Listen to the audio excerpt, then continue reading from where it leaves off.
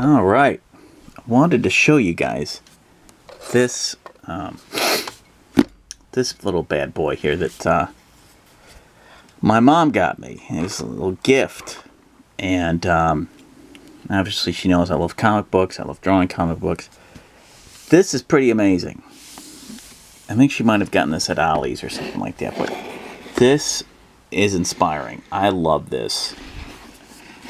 First of all, this comes in a neat little box, a kit, so everything's, where you need it to be. And you open it up like that. It's beautiful. What do we have here? We got this comic book scene to inspire you. Draw some superhero comics. Obviously it's for kids, but I mean, you could still, as an adult, do something fun with this that's going to help you get into drawing a really simple comic book. I mean, how to make your own comic book.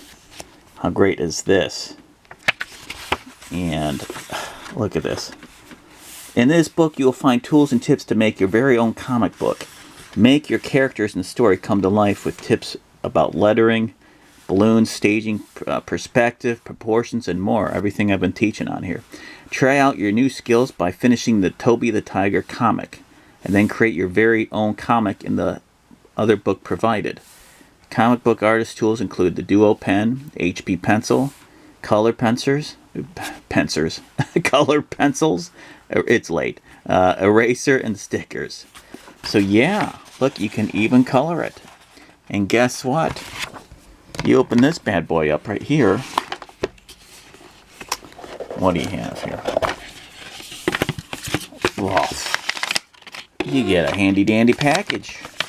And what's in this package? Well, colored pencils, double-sided colored pencils. You get a nice HB pencil. But that's not all. You get a marker for inking. For inking your work, your lines. A pencil sharpener. Simple, but effective. And what else? You need that eraser. You need that, and this is a white eraser. It's great, and you can get real good into those fine details using the corners of these things, the small sketch marks. It's beautiful. It's beautiful. If people were just more motivated to make comics, if comics were just more popular today, so more kids would do them, this might actually sell. But that's why I'm here. I'm here to kind of reinvigorate, remotivate, and hopefully re-inspire somehow. Also, you get this pretty lovely tray, which you can use to roll some dice in. But anyway, that's another channel. How great is that? And you can put your drawings in there and all that. It's awesome. So I'm thinking of doing a project with this, and it's inspiring. It comes with some stickers. The kids love the stickers. I tutor on the side, and I can always use some extra stickers to help motivate the kids. But look at this. Look at this stuff, guys. It explains it all. Here's some lettering rules to follow when you are creating your lettering balloons. Balloons are read left to right and top to bottom. Like they're telling you how to read a comic book, which a lot of people don't know how to read a freaking comic book. You can crop the top or sides of this balloon. Good idea. It's like Understanding Comics, but for kids.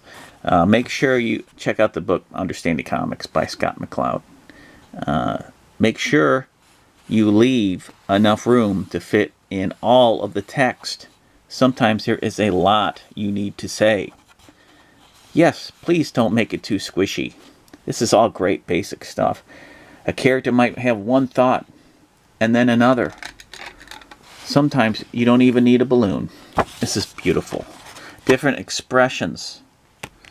I'm happy, I'm angry. With cartoon characters, with animal. This is what I do all the time on my channel. Different expressions on animal cartoon characters.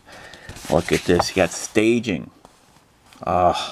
This is cinematic stuff. I do tons of these cinematic panels. Staging is a great tool to emphasize your narrative. Here are 3 common shots to set a scene. The long shot. You see these like an establishing shot in a way. The medium shot. A 2-shot with both the characters in there. Give it up, fish face. Never! The city will be mine! And then close up. Yeah, for that serious, pivotal moment of suspense. And look at perspective. Look at that. The bird's eye view. 1-point perspective. Look for interesting angles and vary the point of view. Here are 3 different views to consider. The bird's eye view. The front view. The worm's eye view. Still 1-point perspective. Look at that. And the big one, along with hands, proportions. Proportions. This is so great. A template for proportions for kids. Different body shapes have different proportions. Analyze these different shapes and use them to emphasize character traits. A cute character has a large head and small body like a baby. That's more of a cartooning principle. Try drawing basic shapes of the head, chest, and pelvis first to create the right proportions and add the detail. See how much big the chest is compared to the head. But again, always use that trick. The legs from the hip to the bottom of the foot are almost twice as long as the torso. You know, 1, 2, almost. Same thing here. Boom. Use that finger technique, the finger measuring Egyptian technique. Yeah. It's beautiful. And it breaking everything into shapes. That's why it's great to just cartoon stuff. Draw cartoons because it gets used to drawing shapes and how they come together. Just like shapes and anatomy, how they come together. Finish this comic. Look at this. Even composition. This is the order you this is the order you read it. Well, composition too. The order you read the comic. Z's. Z's. Left to right, down. Left to right, down. Left to right, down. Go up. Because a lot of people they don't even know how to read comics. You know, it's something as simple as that. To finish this comic, add some color, extra drawing, stickers. You know, really fundamental stuff. But even just where you place the stickers, you know, really helps with your composition in a panel. You know, what looks right. What is Toby holding? Draw a picture above. It really holds your hand. It really holds your hand. But it gets you used to doing this stuff. Meanwhile, this is going on behind the scenes. This character's got something important to say. Or not. And what really impressed me was this right here. The idea generator. Now, let me show you, if I may, somewhere in here, I have a book. And, where is it? I'll show you this one. No, that's not it. Maybe this is it. I don't even think this book has it. Darn it. Where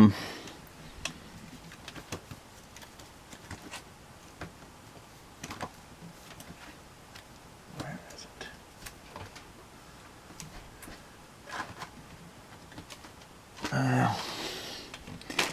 Where is it?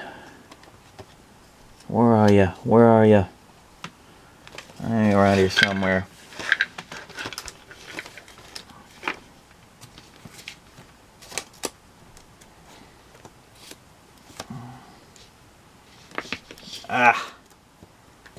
Well, it's just too much.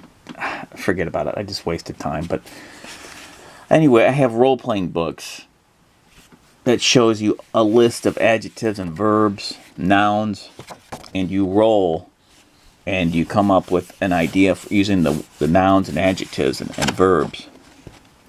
This is pretty much doing the same thing. This is pick a character, in this case a dinosaur. Alright, what they do is a wrestler. Okay, silly. What's the sidekick? Talking pineapple. You know, the ability of the talking pineapple is good dancer. Scene set in the ocean. And object is moon boots. So you can put something together there that's silly, but it's an idea for a scenario. And it's the same thing with like solo role-playing games. It just, you roll these and you come up with a scenario, a scene. People, some of you guys don't know solo role-playing. Don't worry about it. It's just Dungeons & Dragons kind of stuff, geeky stuff. But plot summary. Will it be funny, super, or dramatic? So you're picking a theme. Write a brief summary of your comic here. Introduction. Problem. Somebody's wants something, is having trouble getting it. Solution. So 1, 2, 3. Real simple. So, yeah, I wanted to show you guys that. I might do a project based on this. And I just wanted to give the person that made this a shout out. Here's the actual comic book you could do. But I've actually seen a comic book. They have like a bigger version of this kind of thing at Meijer at a grocery store. And I like it, but I wish they just had a 1, 2, 3, 4, 5, 6, 7, 8, 9. You know, a page with just the same squares in them. That you could just practice doing that over and over again, like old school, instead of trying to fit everything in this angled box and forcing the drama. They should at least have a page. It's just, that's my only critique of this, where it's just like regular rectangles that you draw in. Just like old school comics, pretty much. Here's your splash page. That's cool.